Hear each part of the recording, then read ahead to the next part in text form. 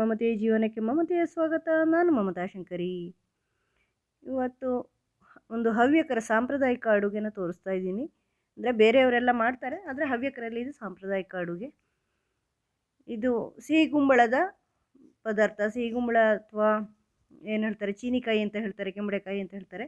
ಇದರಿಂದ ಮಾಡೋಂಥದ್ದು ಅನ್ನದ ಜೊತೆ ಸೇರಿಸ್ಕೊಳ್ಳೋಕ್ಕೆ ತುಂಬ ಚೆನ್ನಾಗಿ ಇರುತ್ತೆ. ಸಿಹಿಗುಂಬಳ ಅಥವಾ ನಮ್ಮ ಭಾಷೆಯಲ್ಲಿ ಕೆಂಬಳೆಕಾಯಿ ಅಂತ ಹೇಳ್ತಾರೆ, ದಕ್ಷಿಣ ಕನ್ನಡದಲ್ಲಿ ಹವ್ಯಕರ ಭಾಷೆಯಲ್ಲಿ. ಅದರದ್ದು ಕಲಸು ಅಂತ ಹೇಳ್ತೀವಿ. ಅದು ಅನ್ನದ ಜೊತೆ ತುಂಬ ಚೆನ್ನಾಗಿರುತ್ತೆ ಊಟ ಮಾಡೋಕ್ಕೆ. ಹೇಗೆ ಮಾಡೋದು ಅಂತ ನೋಡೋಣ. ಇದು ಸಿಹಿಗುಂಬಳ ತೊಗೊಂಡಿದ್ದೀನಿ. ಇದಕ್ಕೆ ಚೀನಿಕಾಯಿ ಅಂತಲೂ ಹೇಳ್ತಾರೆ ಕೆಲವು ಜನ. ದಕ್ಷಿಣ ಕನ್ನಡದಲ್ಲೆಲ್ಲ ಕನ್ನಡದಲ್ಲಿ ಚೀನಿಕಾಯಿ ಅಂತ ಹೇಳ್ತಾರೆ, ಹವ್ಯಕ ಭಾಷೆಯಲ್ಲಿ ಕೆಂಬಳೆಕಾಯಿ ಅಂತ ಹೇಳ್ತಾರೆ. ಇಲ್ಲಿ ಸಿಹಿಗುಂಬಳ ಅಂತ ಹೇಳ್ತಾರೆ ಬೆಂಗಳೂರು ಕಡೆ. ಇದರಿಂದ ಮಾಡೋವಂಥದ್ದು. ಇದಕ್ಕೆ ಕಡಲೆಕಾಳು ಕೂಡ ತುಂಬ ಜೊತೆ ಅಂತ ಲೆಕ್ಕ. ಇದ್ರ ಜೊತೆಯಲ್ಲಿ ಅದನ್ನು ಕೂಡ ಹಾಕಿ ಮಾಡ್ತೀವಿ. ಇದನ್ನು ಬೇರೆ ಬೇರೆ ಜನ ಬೇರೆ ಬೇರೆ ರೀತಿ ಮಾಡ್ತಾರೆ. ಹವ್ಯಕರಲ್ಲಿ ಯಾವ ರೀತಿ ಮಾಡ್ತಾರೆ ಅಂತ ತೋರಿಸ್ತೀನಿ ನಾನು. ಅದು ಹವ್ಯಕರಲ್ಲೂ ಕೆಲವು ಸರಿ ಬೇರೆ ಬೇರೆ ರೀತಿ ಮಾಡೋದಿದೆ. ಇದಕ್ಕೆ ನೋಡಿ, ಕಡಲೆಕಾಳನ್ನು ನೆನೆ ಹಾಕಿದ್ದೀನಿ. ಒಂದು 8 ಗಂಟೆ ಕಾಲ ನೆನೆ ಹಾಕಿ 8 ಗಂಟೆಗಳ ಕಾಲ ನೆನೆ ಹಾಕಿ ನೀರು ಬಸಿದು ಇಟ್ಟಿದ್ದೀನಿ.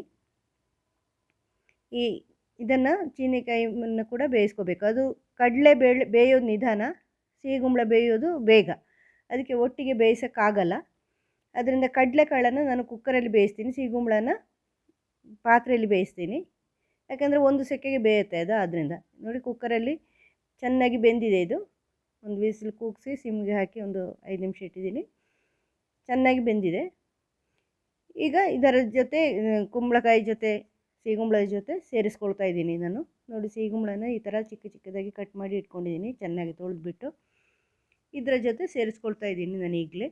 ಇದನ್ನು ಬೇಯಿಸುವಾಗ ಬೇಯಿಸಿದ ಕಡಲೆಯನ್ನು ಹಾಕಿದ್ರು ಅಂದರೆ ಆಮೇಲೆ ಹಾಕಬೇಕು ಅಂತಲ್ಲ, ಈಗಲೇ ಹಾಕಿ ಒಟ್ಟಿಗೆ ಬೇಯಿಸ್ಕೋಬೋದು. ಯಾಕಂದರೆ ಉಪ್ಪೆಲ್ಲ ಎಳ್ಕೋಬೇಕಲ್ವ ಕಡಲೆಗೆ. ಅದಕ್ಕೆ ಈ ಕುಂಬಳಕಾಯಿ ಜೊತೆ ಸಿಹಿಗುಂಬಳಕಾಯಿ ಜೊತೆ ನಾನು ಕಡಲೆನ ಕೂಡ ಸೇರಿಸ್ಕೊಳ್ತಾ ಇದ್ದೀನಿ. ಬೇಯಿಸಿ ಇಟ್ಟಿರೋ ಕಡಲೆನ ಸೇರಿಸ್ಕೊಳ್ತಾ ಇದ್ದೀನಿ. ಮತ್ತೆ ಕುದಿಸ್ತಾ ಇದ್ದೀನಿ, ಬೇಯಿಸ್ತಾ ಇದ್ದೀನಿ ಇದ್ರ ಜೊತೆ. ಅಂದರೆ ಅದು ಹೆಚ್ಚೇನು ಬೇಯಲ್ಲ ಕಡಲೆ ಆಮೇಲೆ, ಅದರಿಂದ ತೊಂದರೆ ಇಲ್ಲ. ಇದರ ಜೊತೆನೇ ಸೇರಿಸ್ಕೊಂಡ್ರೆ ಉಪ್ಪೆಲ್ಲ ಎಳ್ಕೊಳತ್ತೆ ಅದರಲ್ಲಿ, ಉಪ್ಪು ಅದಕ್ಕೆ ಹಾಕೋ ಮಸಾಲೆಗಳು.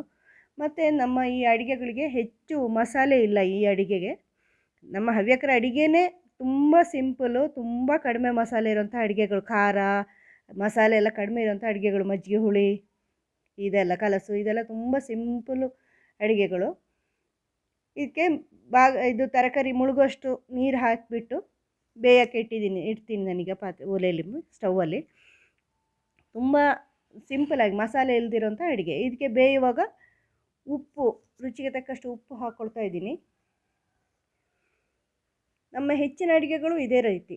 ಇದಕ್ಕೆ ಒಂದು ತುಂಡು ಬೆಲ್ಲ ಹಾಕ್ಕೊಳ್ತಾ ಇದ್ದೀನಿ. ಸ್ವಲ್ಪ ಸಿಹಿ ರುಚಿ ಇರುವಂತಹ ಪದಾರ್ಥ, ಸ್ವಲ್ಪ ಸಿಹಿ ಮುಂದಾಗಿರುತ್ತೆ. ಆದ್ದರಿಂದ ಉಪ್ಪು ಮತ್ತು ಬೆಲ್ಲವನ್ನು ಹಾಕಿ ಬೇಯಿಸ್ಕೊಳ್ತಾ ಇದ್ದೀನಿ. ಸ್ಟೌವಲ್ಲಿ ಇಟ್ಟರೆ ಚೆನ್ನಾಗಿ ಬೇಯುತ್ತೆ, ಒಂದೇ ಸೆಕೆಗೆ ಬೇಯುತ್ತೆ. ಸಿಹಿಗುಂಬಳ ಬೇಗ ಬೇಯುತ್ತೆ, ನಿಮ್ಗೆ ಗೊತ್ತಿದೆ. ಇದಕ್ಕೆ ನಾನು ಈಗ ಒಂದು ಕಡಿಯಷ್ಟು ಅಂದರೆ ಅರ್ಧ ತೆಂಗಿನಕಾಯಿಯಷ್ಟು ತೆಂಗಿನಕಾಯಿ ತೊಗೊಂಡಿದ್ದೀನಿ. ಇದಕ್ಕೆ ತೆಂಗಿನಕಾಯಿ ಸ್ವಲ್ಪ ಜಾಸ್ತಿ ಬೇಕು, ದಪ್ಪ ದಪ್ಪ ಆದರೆ ಚೆನ್ನಾಗಿರುತ್ತೆ ಅಂತ ಲೆಕ್ಕ. ದಪ್ಪ ಇಷ್ಟ ಇಲ್ಲ ಅಂದರೆ ಸ್ವಲ್ಪ ನೀರು ಮಾಡ್ಕೋಬೋದು, ಆದರೆ ಅದು ಮಾಡೋ ರೀತಿ ದಪ್ಪ ದಪ್ಪ ಅಂತ ಲೆಕ್ಕ ಕಲಸು. ಇದಕ್ಕೆ ನಾನು 4 ಒಣಮೆಣಸು ಹಾಕ್ಕೊಂಡಿದ್ದೀನಿ ಇಲ್ಲಿ. ನಿಮಗೆ ಖಾರಕ್ಕೆ ಬೇಕಾದಷ್ಟು, ಇದು ತುಂಬ ಖಾರ ಅಂತ ಇರಲ್ಲ, ಅದು ಖಾರಕ್ಕೆ ಬೇಕಾದಷ್ಟು ತೊಗೊಂಡಿದ್ದೀನಿ. ಕೆಲವು ಜನ ಹಸಿಮೆಣಸಿನ್ಕಾಯಿನೂ ಹಾಕ್ತಾರೆ ಇದಕ್ಕೆ. ಅಂದರೆ ಬರೀ ಹಸಿಮೆಣಸಿನ್ಕಾಯಿಲೂ ಮಾಡ್ತಾರೆ, ಅಥವಾ ಹಸಿಮೆಣಸಿನ್ಕಾಯಿ ಒಣಮೆಣಸಿನ್ಕಾಯಿ ಎರಡೂ ಮಿಕ್ಸ್ ಮಾಡ್ತಾರೆ. ಅಥವಾ ಕೆಲವು ಜನ ಈ ಥರ ಒಣಮೆಣಸಿನ್ಕಾಯಿ ಮಾತ್ರ ಹಾಕ್ತಾರೆ. ನಾನು ಈಗ ಒಣಮೆಣಸಿನ್ಕಾಯಿ ಹಾಕಿದ್ದೀನಿ. ಕೆಲವು ಜನ ಹಸಿಮೆಣಸಿನ್ಕಾಯಿ ಮಾತ್ರ, ಒಣಮೆಣಸು ಹಾಕಲ್ಲ. ಕೆಲವು ಜನ ಎರಡೂ ಮಿಕ್ಸ್ ಮಾಡ್ಕೊಂಡು ಹಾಕ್ತಾರೆ. ಆ ಥರ ವೆರೈಟಿ ಇದೆ. ಎರಡೂ ಮಾಡ್ಬೋದು. ನಾನು ಹಸಿಮೆಣಸಿನ್ಕಾಯಿ ಹಾಕಿನೂ ಮಾಡ್ತೀನಿ, ಇದು ಮಾಡ್ತೀನಿ. ಇವತ್ತು ಒಣಮೆಣಸು ಹಾಕಿಬಿಟ್ಟು ಮಾಡ್ತೀನಿ. ಹೆಚ್ಚು ಬೇರೆ ಏನೂ ಹಾಕಲ್ಲ, ಒಣಮೆಣಸು, ಆಮೇಲೆ 1 ಚಮಚದಷ್ಟು ಜೀರಿಗೆ, ಸಣ್ಣ ಚಮಚದಲ್ಲಿ 1 ಚಮಚದಷ್ಟು ಜೀರಿಗೆನ ಸೇರಿಸ್ಕೊಂಡಿದ್ದೀನಿ. ಆಮೇಲೆ ಹುಣಸೆಹಣ್ಣು ಹುಳಿಗೆ ತಗೊಂಡಿದ್ದೀನಿ. ಒಂದು ಸ್ವಲ್ಪ ಹುಣಸೆಹಣ್ಣು ತಗೊಳ್ತಾ ಇದ್ದೀನಿ. ಸ್ವಲ್ಪ ಅರಿಶಿನ ಪುಡಿ, ಒಂದು 1/4 ಚಮಚದಷ್ಟು ಅರಿಶಿನ ಪುಡಿ, ಮತ್ತು ಒಂದು ಸ್ವಲ್ಪ ರುಚಿಗೆ ತಕ್ಕಷ್ಟು ಅಂದರೆ ಹುಳಿಗೆ ಬೇಕಷ್ಟು ಹುಣಸೆಹಣ್ಣು ತಗೊಂಡಿದ್ದೀನಿ. ಸ್ವಲ್ಪನೇ, ತುಂಬ ಜಾಸ್ತಿ ಹಾಕಿದರೆ ಹುಳಿ ರುಚಿ ಬರುತ್ತೆ. ಸ್ಟ್ರಾಂಗ್ ಇದ್ದರೆ ಸ್ವಲ್ಪ ಕಡಿಮೆ, ನಿಮ್ಗೆ ಹುಳಿ ಕಡಿಮೆ ಇದೆ ಅಂದರೆ ಸ್ವಲ್ಪ ಜಾಸ್ತಿ ಹಾಕ್ಕೋಬೋದು. ಇಷ್ಟನ್ನು ಸೇರಿಸ್ಕೊಂಡು ರುಬ್ಕೋಬೇಕು ಚೆನ್ನಾಗಿ. ಮಿಕ್ಸಿ ಜಾರಲ್ಲಿ ನುಣ್ಣಗೆ ರುಬ್ಕೋಬೇಕು ಮಿಕ್ಸಿಗೆ ಹಾಕಿಬಿಟ್ಟು. ಇದು ನೋಡಿ ಚೆನ್ನಾಗಿ ಬೆಂದಿದೆ. ಸಿಹಿ ಕುಂಬಳಕಾಯಿ ಚೆನ್ನಾಗಿ ಬೆಂದಿದೆ. ಕಡಲೆಕಾಳು ಮೊದಲೇ ಬೆಂದಿದೆ. ಅದಕ್ಕೆ ಉಪ್ಪೆಲ್ಲ ಎಳ್ಕೊಂಡಿರತ್ತೆ. ಈಗ ಈ ರುಬ್ಬಿಟ್ಟಿರೋ ಮಸಾಲೆನ, ತೆಂಗಿನಕಾಯಿನ ಇದಕ್ಕೆ ಸೇರಿಸ್ಕೊಳ್ತಾ ಇದ್ದೀನಿ. ಹೆಚ್ಚು ನೀರು ಸೇರಿಸ್ಕೊಳ್ಳಲ್ಲ, ಸ್ವಲ್ಪ ನೀರು ಸೇರಿಸ್ಕೊಳ್ತೀನಿ. ನಾನು ಇಲ್ಲಿ ಹೆಚ್ಚು ದಪ್ಪಕ್ಕೆ ಮಾಡಿಲ್ಲ, ಯಾಕಂದರೆ ನಾನು ಮನೆಯಲ್ಲಿ ಮಧ್ಯಾಹ್ನ ಅಡುಗೆಗೆ ಮಾಡಿರೋದು ಇದು. ನಮ್ಮಲ್ಲಿ ಹೆಂಗೆ ಬೇಕೋ ಆ ರೀತಿ ನಾನು ಮಾಡಿದ್ದೀನಿ, ಸ್ವಲ್ಪ ಸಾಂಬಾರು ಥರ ಮಾಡ್ಕೊಂಡಿದ್ದೀನಿ. ನಿಜವಾಗಿ ಹಾಗಲ್ಲ, ಸ್ವಲ್ಪ ದಪ್ಪ ದಪ್ಪ ಇಷ್ಟೇ ದಪ್ಪ ದಪ್ಪಕ್ಕೆ ಇರಬೇಕದು, ಹಾಗಿದ್ದರೆ ಚೆನ್ನಾಗಿರತ್ತೆ. ಆ ರೀತಿ ಮಾಡೋದು ಕ್ರಮ. ನಾವು ಸ್ವಲ್ಪ ನೀರು ಮಾಡ್ಕೊಂಡಿರ್ತೀವಿ, ನಿಮಗೆ ಹೆಂಗೆ ಇಷ್ಟನೋ ಹಾಗೆ ಮಾಡ್ಕೊಳ್ಳಿ. ಸ್ವಲ್ಪ ದಪ್ಪ ಬೇಕು ಅಂದರೆ ದಪ್ಪ ಮಾಡ್ಕೋಬೋದು ನೀವು. ನಾನು ಈ ಥರ ಮಾಡಿದ್ದೀನಿ. ಇದೂ ಚೆನ್ನಾಗಿರುತ್ತೆ, ಅನ್ನದ ಜೊತೆ ಸೇರಿಸ್ಕೊಳ್ಳೋಕ್ಕೆ ಚೆನ್ನಾಗಿರುತ್ತೆ. ಹೆಚ್ಚು ನೀರು ಸೇರಿಸ್ಕೊಂಡಿಲ್ಲ, ನಾನು ಸ್ವಲ್ಪನೇ ಸೇರಿಸ್ಕೊಂಡಿರೋದು.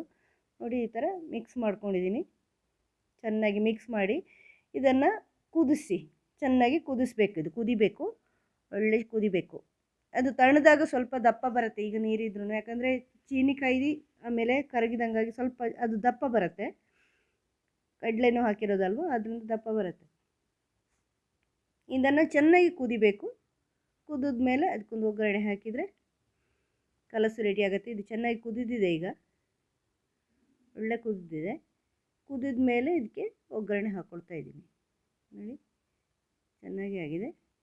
ತುಂಬ ರುಚಿಯಾಗಿರುವಂತಹ ಒಂದು ಅಡುಗೆ, ಹವ್ಯಕರ ಸಾಂಪ್ರದಾಯಿಕ ಅಡುಗೆ ಇದು. ಇದಕ್ಕೆ ಒಂದು ಒಣಮೆಣಸನ್ನು ಕಟ್ ಮಾಡಿ ಹಾಕ್ತಾಯಿದ್ದೀನಿ. ಆಮೇಲೆ 1 ಚಮಚದಷ್ಟು ಸಾಸಿವೆ ಹಾಕ್ತಾಯಿದ್ದೀನಿ. ಸಾಸಿವೆ ಸಿಡಿದಾಗ ಕರಿಬೇವು, ಸ್ವಲ್ಪ ಎಣ್ಣೆ ಸೇರಿಸ್ಕೊಂಡ್ಬಿಟ್ಟು ಒಗ್ಗರಣೆ ಹಾಕ್ಕೊಳ್ತಾ ಇದ್ದೀನಿ. ಹೆಚ್ಚು ಎಣ್ಣೆ ಬೇಡ, ಸ್ವಲ್ಪ ಸಾಕು. ಹಾಕ್ಕೊಂಡು ಸಾಸಿವೆ ಸಿಡಿಯೋವರೆಗೂ ಒಗ್ಗರಣೆ ಮಾಡ್ಕೊಳ್ಳಿ. ಸಾಸಿವೆ ಸಿಡಿದಾಗ ಕರಿಬೇವು ಹಾಕ್ಕೊಂಡು ಒಗ್ಗರಣೆ ಮಾಡ್ಕೊಳ್ಳಿ. ಕಲಸು ರೆಡಿ. ಇದು ಸಾಮಾನ್ಯ ಎಲ್ಲ ಹವ್ಯಕರ ಮನೆಗಳಲ್ಲಿ ಮಾಡ್ತಾರೆ. ಇದೇ ರೀತಿ ಒಣಮೆಣಸಿನ ಬದಲು ಬರೀ ಹಸಿಮೆಣಸಿನ್ಕಾಯಿ ಹಾಕಿ ಮಾಡ್ಕೋಬೋದು. ತುಂಬ ಖಾರ ಅಂತ ಇರಲ್ಲ ಇದು. ನಮ್ಮ ಅಡುಗೆಗಳೆಲ್ಲನೂ ತುಂಬ ಸಪ್ಪೆ ಅಡುಗೆ ಜಾಸ್ತಿ ನಮ್ಮಲ್ಲಿ ಹವ್ಯಕರಲ್ಲಿ, ಆದ್ದರಿಂದ ಇದು ಅದರಲ್ಲಿ ಒಂದು. ಜೀರಿಗೆ ಬೆಂದಿ ಅಂತ ಹೇಳ್ತೀವಿ, ಬೇರೆ ಸೋರೆಕಾಯಿ ಎಲ್ಲ ಮಾಡಿದರೆ ಜೀರಿಗೆ ಬೆಂದಿ ಅಂತ ಹೇಳ್ತೀವಿ. ಇದು ಕೆಂಬಳೆಕಾಯಿ ಮಾಡಿದರೆ ಕಲಸು ಅಂತ ಹೇಳ್ತೀವಿ. ಇದಕ್ಕೆ ಸಿಗುಂಬ್ಳದ್ದು ಮಾಡಿದರೆ ತುಂಬ ರುಚಿಯಾಗಿರುತ್ತೆ. ನೀವು ಮಾಡಿ ನೋಡಿ. ಮುಂದಿನ ವಿಡಿಯೋದೊಂದಿಗೆ ಭೇಟಿಯಾಗೋಣ. Thank you.